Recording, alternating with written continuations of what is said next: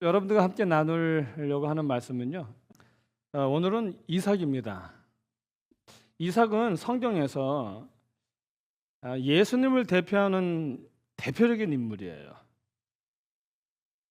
가장 예수님을 예표죠. 대표가 아니라 예표하는 인물이 바로 이삭입니다. 그래 잘 아는 것처럼 이삭이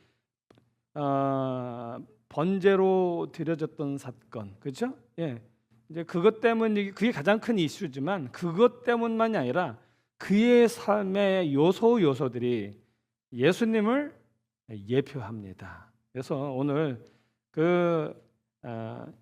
이삭의 생애 속에서 있었던 그 예수님의 생애를 예표했던 것들을 우리가 오늘 한 5가지 정도로 좀 살펴보겠습니다. 첫 번째로 이삭의 출생이 예수님의 탄생의 비밀을 보여주는 예표입니다. 그리스도의 탄생을 예표한다는 거예요. 이삭의 출생이. 창세기 18장 11절에 보면 아브라함과 사라가 나이 많아 늙었고 사라의 경수는 끊어졌는지라. 여기 사라의 상태가 어떻다고 지금 이야기하고 있습니까? 지금 사라의 상태는 나이가 많다 그래요. 나이가 많아 늙었고, 이 나이가 많다 늙었다는 말은 동일한 말이잖아요. 그런데 이거는 강조하고 있는 말이에요. 나이가 많아 늙었고 뭔가를 강조하고 있는 거예요. 그 다음에 뭘 강조하는가 하면 사라의 경수는 끊어졌느니라. 여인의 경수를 이야기하는 것은 뭘 얘기를 하는 거죠? 아이를 출산할 수가 없다는 것입니다. 아이를 출산할 수 있는 그 기간이 이제 지났다는 거예요. 그래서 더 이상 아이를 출산할 수 있는 기회가 없다는 말입니다. 이거는 어떤 방법을 동원해서라도 스스로 아이를 가질 수 없고요. 어떤 인간적인 방법을 다 동원해도 아이를 가질 수 없다라는 사실을 분명하게 선언하는 것입니다. 그런데 예수님의 탄생에서도 동일한 그런 내용이 나옵니다. 누가복음 1장 34절에 보면은 이렇게 얘기를 해요. 마리아가 천사에게 말하되 나는 사내를 알지 못하니. 여러분, 경수를 아직 하고 있을지라도 사내를 알지 못하는 여인이 어떻게 혼자서 아이를 낳을 수가 있겠습니까? 지금 이야기는 하나님께서 천사를 통하여 내가 아이를 낳을 것이다라고 했어요. 그랬더니 이 마리아가 아니 나는 사내를 알지 못하는데 어떻게 아이를 낳을 수 있습니까? 라고 말을 하는 거죠.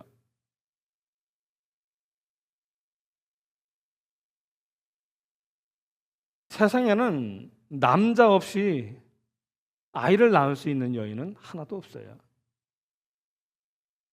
그러므로 나이 많아 늙었고 경수가 끊어진 그 90세의 사라나 지금 19, 20 정도의 젊은 이 마리아, 그러나 사내를 알지 못하는 이 상황, 두 상황은 다 아이를 낳을 수 없다는 것입니다. 그래서 이 두 여인에게 누가복음 1장 27절에 얘기하죠. 다윗의 자손 요셉이라는 사람과 정혼한 처녀에게 이르니 그 처녀의 이름은 마리아라. 자, 그래서 이 90된 그 사라와 그 다음에 아직 아내를 알지 못하는 처녀 마리아에게 하나님께서 하신 동일한 말씀이 있어요. 무슨 동일한 말씀이 있는가 하면 먼저 창세기 18장 14절에 보면 여호와께서 무슨 일이 있겠느냐고요? 능치 못할 일이 있겠느냐. 하나님께는 능치 못할 일이 없다라고 얘기를 하는 것입니다. 아브라함이 여호와께서 능치 못할 일이 없으심을 그가 믿었죠. 그 믿음으로 그는 이삭을 얻은 것이에요. 그 다음에 누가복음 7장 30절에 보면 대저 하나님의 모든 말씀은 뭐가 없느니라? 능치 못하심이 없느니라 라고 말합니다. 이 두 이야기가 다 하나님의 능력으로 인하여 태어나게 되었다는 사실을 이야기하고 있습니다. 사라는 아이를 가질 수 없는 90세의 노인이었지만 하나님의 능력으로 말미암아 이삭을 낳게 되었고요. 마리아는 사내를 알지 못하지만 성령의 잉태하심을 통하여 예수님을 낳게 된 것입니다. 이것은 예수님의 탄생이 어떠할지에 대해서 보여주는 것이에요. 예수님의 탄생은 오직 하나님의 능력으로 말미암아 성령으로 말미암아 태어날 것을 미리 이삭을 통하여 말씀하고 계시는 것입니다. 그래서 이 이삭의 탄생은 출생의 이야기는 예수님의 탄생을 예표하는 것입니다. 그다음에 두 번째, 이삭과 그리스도는 둘 다 기한이 이르렀을 때에, 때가 되었을 때에 탄생했습니다. 창세기 18장 10절 14절에 보면은 이 이삭에 대한 이야기죠. 그가 가라사대 뭐가 이를 때에, 기한이 이를 때에 내가 정녕 내게로 돌아오리니 내 아내 사라에게 아들이 있으리라 하시니 사라가 그 뒤 장막 문에서 들었더라. 여호와께서 능치 못할 일이 있겠느냐. 기한이 이를 때에, 이 기한이 이른다는 말을 두 번이나 얘기하고 계세요. 하나님이 정하신 그 때가 되면 사라가 아이를 낳을 거라는 거예요.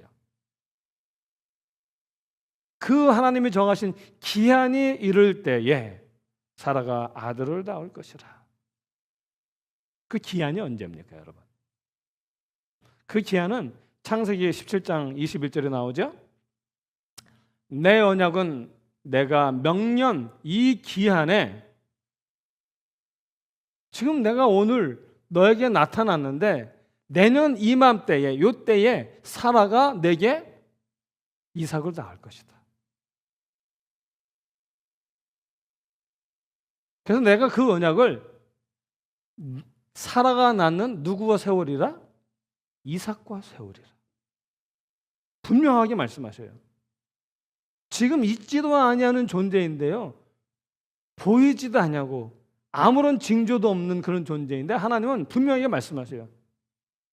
이제 사라가 임신을 할 것이고 사라가 이삭을 낳을 것이다. 그래서 그 아이를 낳으면 내가 그 아이와 언약을 맺을 것이다 라고 말씀을 하시는 거죠.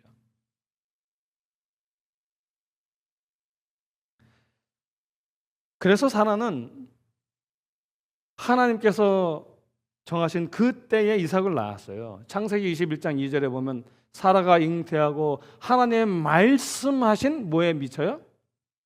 기한에 미쳐 늙은 아브라함에게 아들을 낳으니.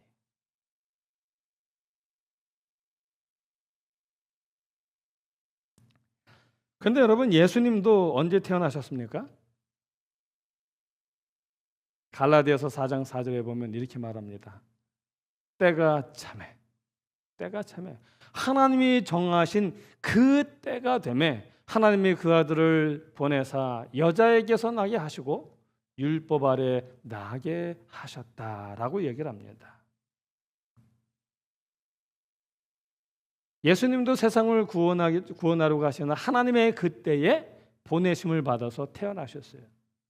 그러므로 그 때가 참에 태어난 이삭의 이야기는 때가 참에 태어나실 예수님의 이야기를 예표하는 것입니다. 그래서 이삭을 구약의 그리스도라고 얘기를 합니다. 구약의 그리스도라는 말은 오실 예수님의 모든 모습들을 예표하고 보여주는 삶을 살았던 사람들의 모습이라는 거예요. 자, 그다음에 세 번째는 뭐냐면 이삭과 그리스도는 아버지의 사랑하는 독자였어요. 창세기 22장 2절에 보면 여호와께서 가라사대 내 아들 내 사랑하는 독 독생자 데리고 모리아 땅으로 가서 내가 내게 지시하는 한 산 거기서 그를 번제로 드리라.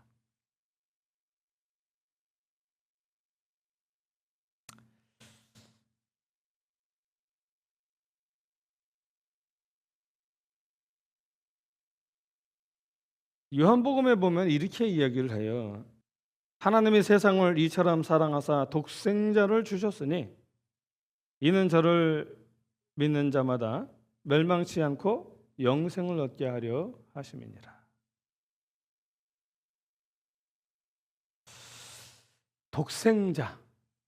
독생자를 이야기합니다. 자,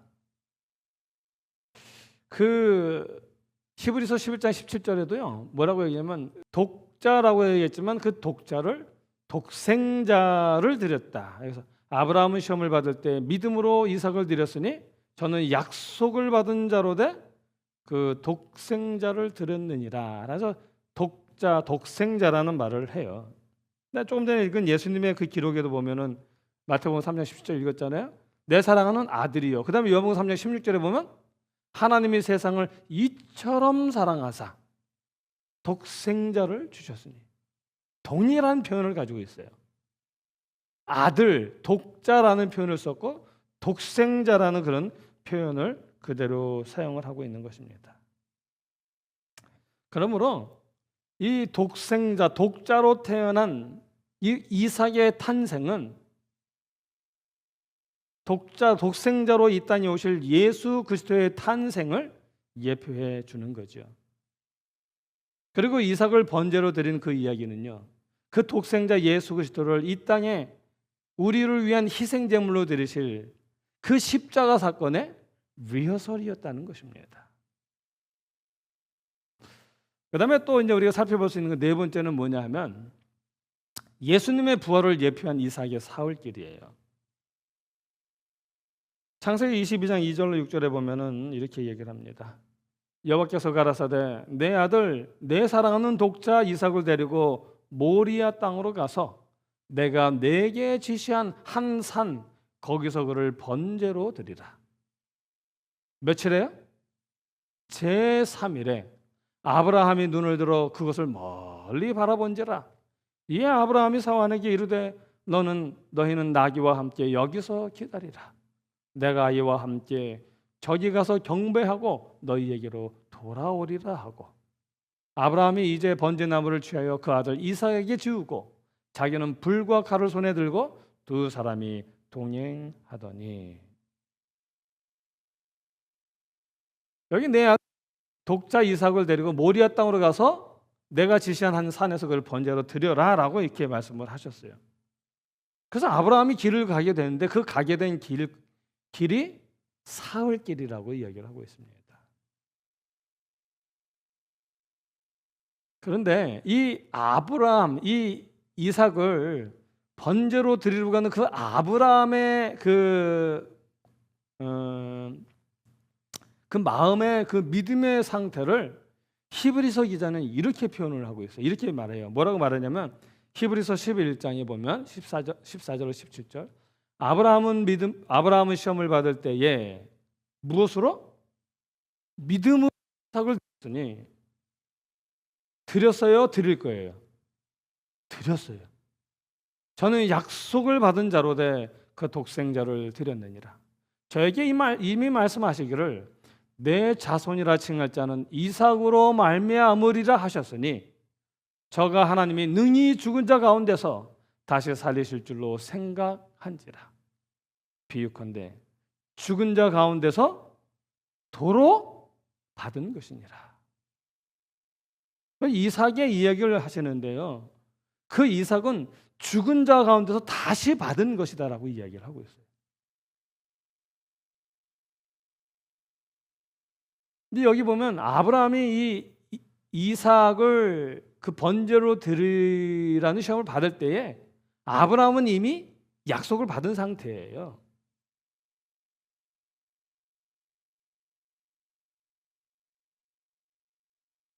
아까도 읽었지만 요한복음 17장 19절 21절에 보면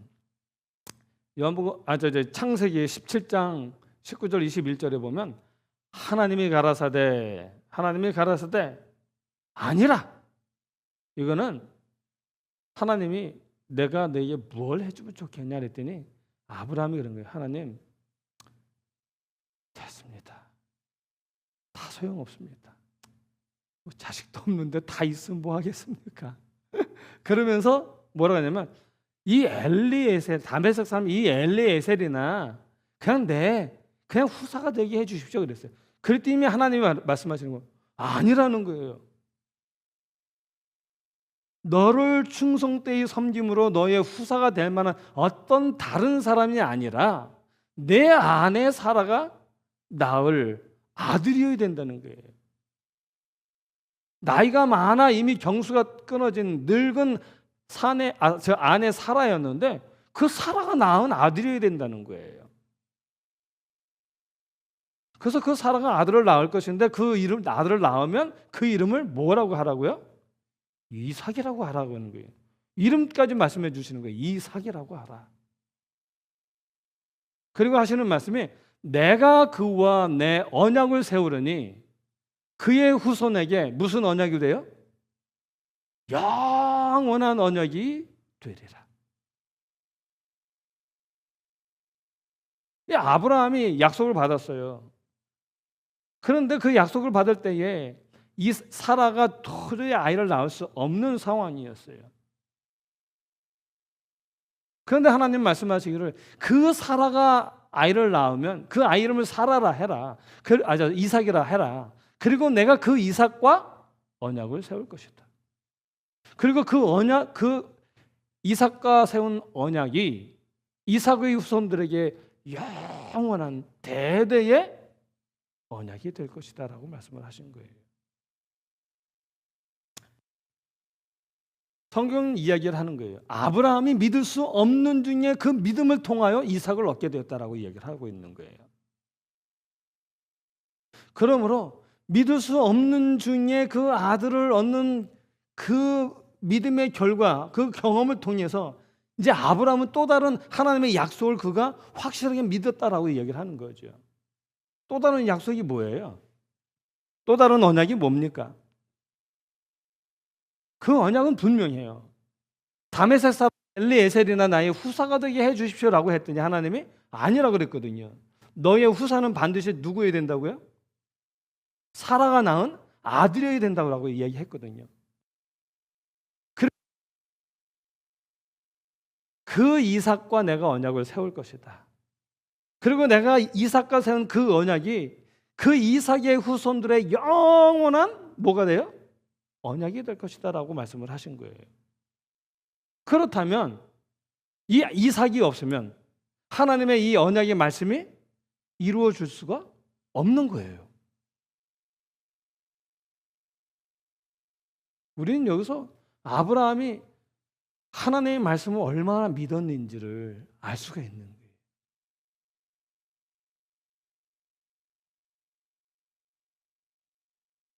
아브라함이 그의 마음속에 생각을 한 거예요. 이 이삭을 통해서만 하나님께서 그 약속을 언약을 이루시겠다고 말씀을 하셨으니 하나님께서 죽은 자 같았던 사라는 살아 숨쉬지만 그러나 그의 몸은 이미 아이를 생산하지 못하는 죽은 몸과 같았거든요. 이미 죽은 몸과 같았던 그 몸을 통하여 이삭을 얻었었단 말이에요. 그러므로 하나님께서 죽은 자 가운데서 그 아들을 다시 살리실 줄을 그가 믿었던 거예요. 그러므로 그 아들 이삭을 데리고 걸어가는 그 길 동안 아브라함의 마음속에 이삭은 이미 죽은 자예요. 이미 죽은 자예요. 아브라함의 마음속에서는요. 그리고 그의 마음속에는 오직 한 가지 소망을 가지고 나아갔는데 하나님께서 죽은 자 가운데서 그를 능히 살리실 줄을 믿으며 갔던 거예요. 그래서 히브리 기자는 말하기를 죽은 자 가운데서 도로 얻었다라고 그래서 표현을 한 거예요.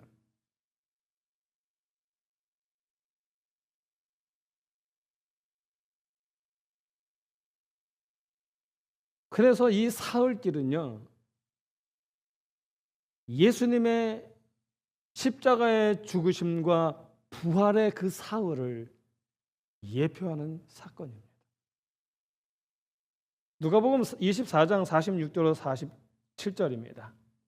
또 이르시되 이같이 그리스도가 고난을 받고 제 며칠에요? 3일에 사흘에 죽은 자 가운데서 뭐예요?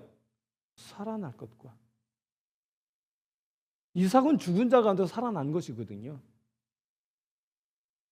그 47절에 보면 또 그의 이름으로 죄 사함을 얻게 하는 회개가 예루살렘으로부터 시작하여 모든 족속에게 전파될 것이 뭐 됐어요?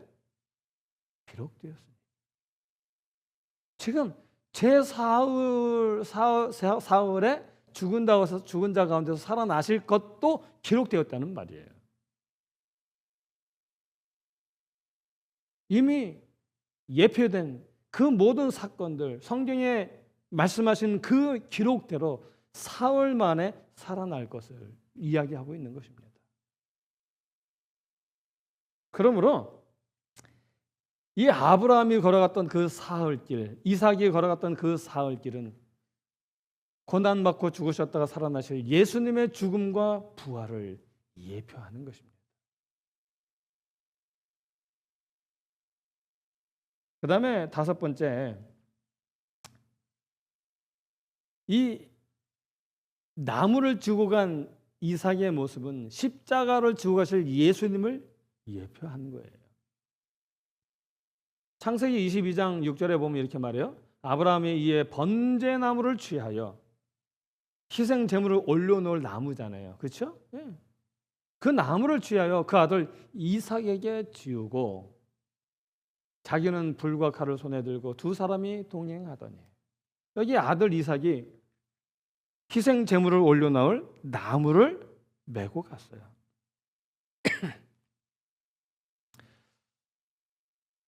사흘길을 걸어간 후에 아브라함이 하나님께서 이삭을 바치라고 하신 모리아산 한 곳을 바라보고는 이 번제에 쓸 나무를 아들 이삭에게 지우고 걸어가는 모습이죠. 그런데 역대 3장 1절에 보면 솔로몬이 예루살렘 모리아산에 여호와의 전 건축하기를 시작하니라고 이야기를 하고 있어요.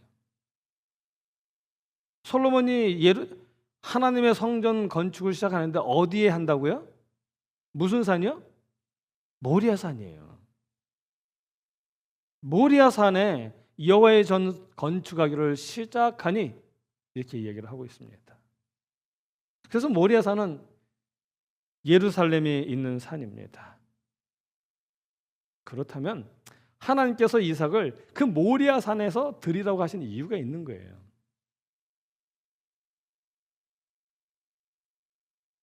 그 이유는 뭐냐면 예수님의 십자가가 세워질 골고다 언덕은 어디에 있는 거예요?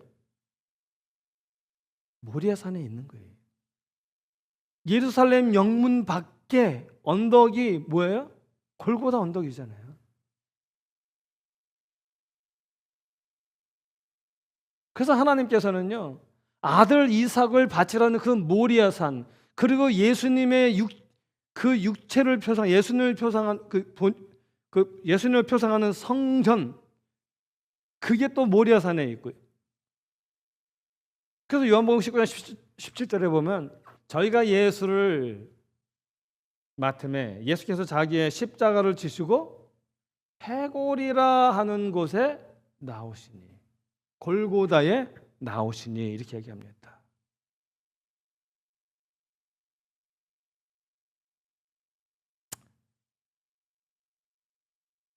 하나님은 왜 아브라함에게 이런 시험을 허락하셨을까요?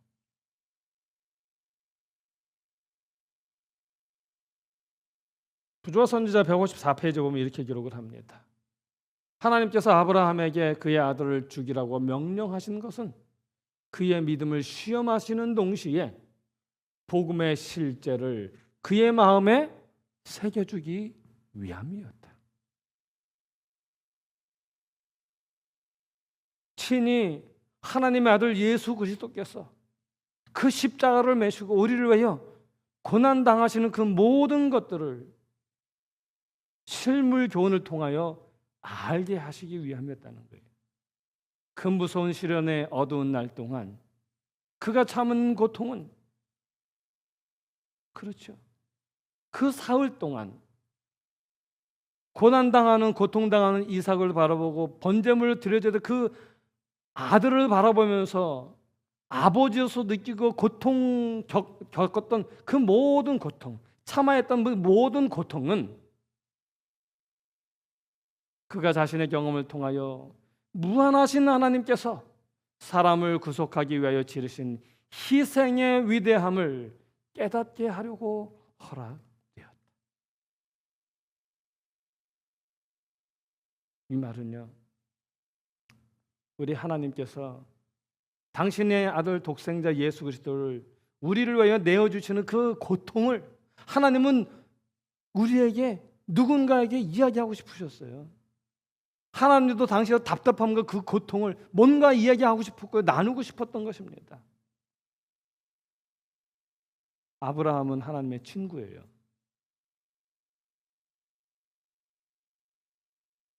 하나님께서 느끼셔야 했던 그 모든 고통, 그 슬픔을 하나님은 아브라함에게 친히 경험하게 하면서 우리를 구원하기 위한 하나님의 그 많은 고통과 그 많은 심적 고난과 어려움을 우리로 하여금 조금이라도 이해하도록 하고 싶으셨던 거예요. 그 이해를 통하여 우리의 믿음을 하나님은 굳게 세우기를 원하셨던 것이죠.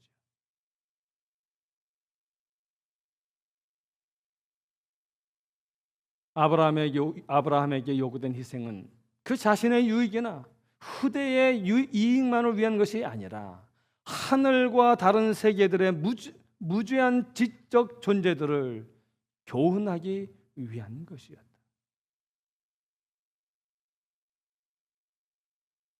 차라리 내가 죽는 게 더 나을 것 같은 그 고통을 겪는 아버지의 그 희생, 고통, 그를 통하여 우리를 얼마나 사랑하시는지를 모든 존재들로 하여금 깨닫게 하셨다는 거죠.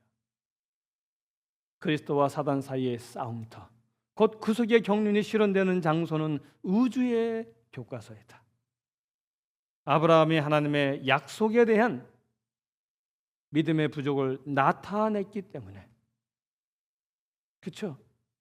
하나님께서 후손을 약속하셨는데 계속 못 믿었잖아요. 그렇죠? 엘리, 에셀, 그 다음에 이스마엘을 낳고, 그렇죠? 계속 그랬단 말이에요. 아브라함이 하나님의 약속에 대한 믿음의 부족을 나타냈기 때문에 사단은 하나님과 천사들 앞에 그가 언약의 조건을 따르지 못하였다고 비난하고, 그래서 하나님의 축복을 받을 자격이 없다고 그를 고하였다. 하나님께서는 온 하늘 앞에서 당신의 종의 충성심을 증명하여 완전한 순종만이 받으시는 바 된다는 것을 나타내며 구속의 경륜을 그들 앞에 더욱 완전하게 밝히고자 하셨다.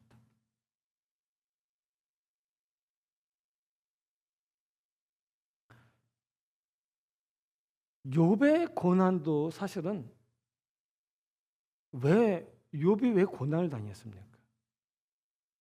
욥이 고난 당한 것도 사단이 고소했기 때문에 그래요. 하나님이 축복해 주시니까 욥이 하나님 믿지, 하나님 그 축복의 울타리를 한번 싹 걷어 보십시오. 하나님 저주하고 떠날 겁니다. 안 믿을 겁니다.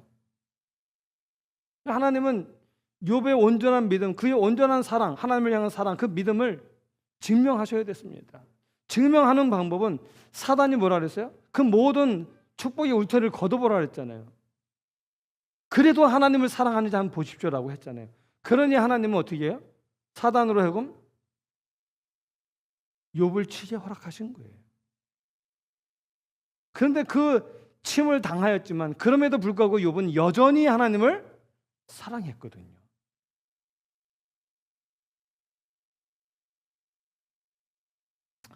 오늘 우리들 삶에서 우리가 당하는 많은 어려움들이 있습니다. 그러나 우리가 이 한 가지를 좀 기억한다면 그 모든 고난과 역경을 이길 수 있지 않을까 생각을 합니다. 하나님께서요, 우리 그러잖아요. 손주, 할아버지 할머니들은 입만 열면 손주 자랑하시잖아요. 그래서 요새는 뭐라 그래요? 손주 자랑하려면 뭐 돈 내고 자랑하라고 그러잖아요. 그처럼 자랑하고 싶은 거예요. 하나님도 사단과 그의 모든 사람들과 온 존재들과 온 우주에 있는 모든 존재들에게 우리의 믿음을 보여주고 싶으신 거예요. 얘들아, 얘가 나를 얼마나 사랑하는지 아니? 얘가 나를 얼마나 온전히 사랑하는 줄 아니? 볼래? 봐라. 이렇게 힘든 고난과 역경 중에도 그는 믿음을 포기하지 아니하고 여전히 나를 사랑했다. 그래 어떠니 내가 얘를 구원해도 되지 않겠니? 라고 물으시는 거예요. 하나님은 온 우주에 얘는 구원할 만한 애야 라고 얘기하고 계시는 거예요. 그렇다면 우리의 삶에 있는 모든 것들도 그런 차원에서 바라본다면 하나님이 우리를 구원할 만한 하나님의 자녀라는 사실을 온 우주에 하나님이 선포하고 싶어 하시는 것이라고 우리가 이해한다면 우리의 믿음을 더 굳게 하고 어떤 일이 있어도 하나님을 섬길 수 있지 않을까 생각을 합니다. 그 과정은 누구나가 다 있어야 됩니다. 아무쪼록 저와 여러분이 그런 믿음을 갖게 되기를 간절히 소원합니다. 자, 이제 마지막으로 하나만 더 보겠습니다. 6번째로 이 이삭이 하나님의 그 순종을 예표한 그는 뭐냐 하면 예수님의 순종을 예표한 이삭의 순종이라고 제가 이야기를 하고 있어요. 이 아버지의 뜻대로 한 것이죠. 이삭이 그 이삭을 번제물로 바쳐라라고 하나님의 말씀하셨을 때에 이삭의 나이가 약 20세 정도였다고 그래요. 그러면 아브라함은 몇 세예요? 몇 세죠? 아브라함이 이삭을 얻었을 때에 100세였잖아요. 그럼 120세네요. 그렇죠? 네. 그렇다면 만약에 이삭이 자기가 희생 제물이 되기를 원치 않았더라면 얼마든지 아버지의 뜻을 거역할 수 있었어요. 왜요? 120세의 노인이 20세의 젊은 청년을 이길 수가 없어요. 얼마든지 물리적으로 이삭은 뿌리치고 달아날 수가 있었다는 거예요. 도망가려면 도망갈 수 있었다는 것입니다. 그러나 이삭은 그렇게 하지 않았다는 겁니다. 이삭은 아버지의 뜻을 받아들였습니다. 그래서 이삭은 자진해서 자신의 죽음을 눈앞에 바라보면서도 오직 아버지의 뜻을 순종하기 위해 죽음의 현장까지 나아갔던 것입니다. 이것이 바로 예수님을 예표하는 거예요. 부조와 선지자 152페이지에 보면 이렇게 기록을 합니다. 지정된 장소에 이르러 그들은 제단을 쌓고 그 위에 나무를 올려놓았다. 그 후에 아브라함은 떨리는 음성으로 하나님의 기별을 아들에게 일렀다. 이삭은 그의 운명을 알고 두려워하고 놀랐으나 아무 저항을 하지 않았다. 그 다음에요. 이삭은 그렇게 하기로 선택했더라면 자신의 운명을 피할 수 있었을 것이며 그 격렬했던 3일간의 투쟁에 지쳐서 비탄에 빠진 노인은 혈기왕성한 청년의 뜻을 꺾을 수는 없었을 것이다. 그러나 이삭은 유년 시절부터 즉시 신뢰하고 순종하도록 훈련되어 있어서 아버지의 목적이 자신에게 알려졌을 때 그는 자원해서 순종하였다. 이게 전에도 읽었던 말씀인데요. 이 이삭이 그리스도를 대표하는 구약의 그리스도 이삭을 제가 준비하면서 다시 봤는데 너무나 감동적이에요.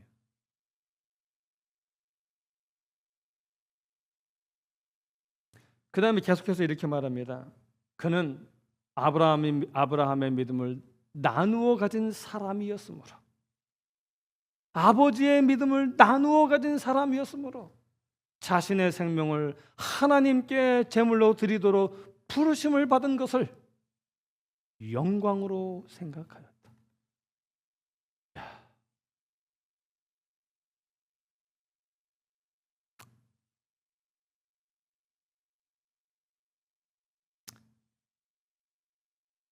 성경에는 하나님의 뜻으로 말미암아 남은 죽음과 하나님의 뜻으로 말미암지 않은 삶에 대한 이야기가 있어요.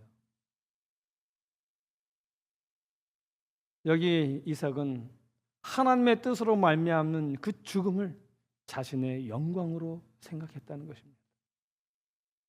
그리고 하는 말, 그는 아버지의 슬픔을 덜어드리려고 애쓰며,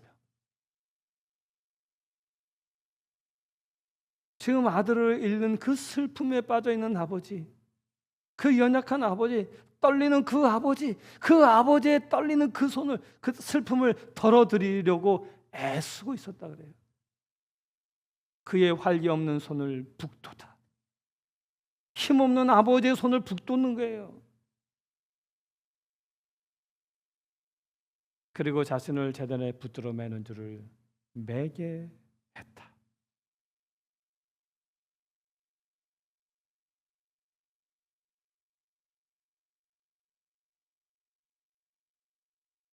그 죽음 앞에서 그는 자신의 뜻이 아니라 아버지의 뜻을 선택했습니다.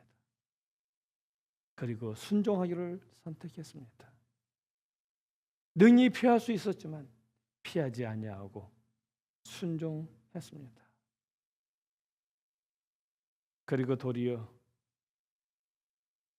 떨리는 그 아버지의 슬픔을 덜어드리려고 했고요.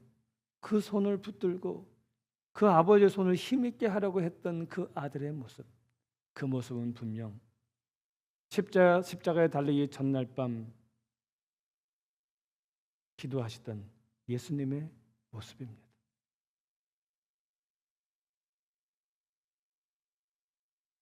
누가복음 22장 42절에 이렇게 간단하게 기록을 합니다. 가라사대 아버지여, 만일 아버지의 뜻이었던 이 잔을 내게서 옮기시옵소서. 그러나 내 원대로 마옵시고 아버지의 원대로 되기를 원하나이다 하시니. 그래서 이삭의 순종은 예수님의 순종을 예표합니다. 아버지의 뜻에 온전히 순복한 이삭의 모습은 예수님의 순복을 예표하는 것입니다. 그런데 하나 분명한 것은 이삭이 그렇게 할 수 있었던 것은 어려서부터 순종하는 법을 배워왔기 때문에, 믿음의 말씀에 순종하는 법을 배워왔기 때문에 됐다는 거예요. 저는 오늘 기도했어요. 그렇게 잘하지 못한 저를 용서해달라고 기도했고요. 그리고 앞으로 그런 아들이 되도록 이제라도 훈련받겠다고 기도를 했습니다. 그리고 맡기신 우리 아이들을 그렇게 양육하겠다고 함께 기도했어요. 그리고 하나님께서 그렇게 역사해 주시기를 그렇게 기도했습니다. 이런 말씀 드리는 것은, 이것은 어린 아이들에게만 포함된 것이 아니라요, 장성한 사람이나 고령이신 어른들에게도 다 해당되는 말입니다. 이제부터라도 우리가 매사에 아주 작은 것이라도 내 뜻이 아니라 하나님의 뜻에 순종하는 그 법을 지금부터 우리가 배워야 할 것입니다.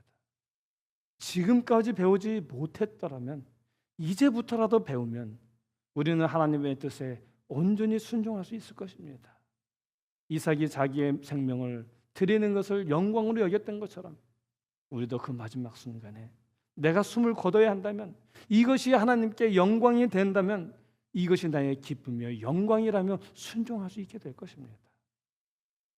오늘 살아가면서 우리가 한 별것 아닌 것 같은 작은 것 하나를 거역하는 것은 오늘 하나님의 그 큰 뜻을 마지막에 가서 거역하게 하는 훈련이 될 것입니다. 그러므로 아무쪼록 저와 여러분이 이제부터 정말 가장 작은 것, 그 누구도 인식하지 못할지라도 내 양심이 인식하는 가장 작은 것에서 하나님께 순종하고 하나님의 뜻에 온전히 순복하는 아름다운 매일의 삶을 통하여 우리도 온전히 하나님께 아버지의 뜻에 순복할 수 있는 아름다운 주의 자녀들이 되어서요, 우리들의 삶도 예수 그리스도를 예표하는 아름다운 삶이 되면 좋겠습니다. 아무쪼록 그런 우리 모두의 삶이 되기를 간절히 소망하면서 오늘의 말씀을 줄이겠습니다.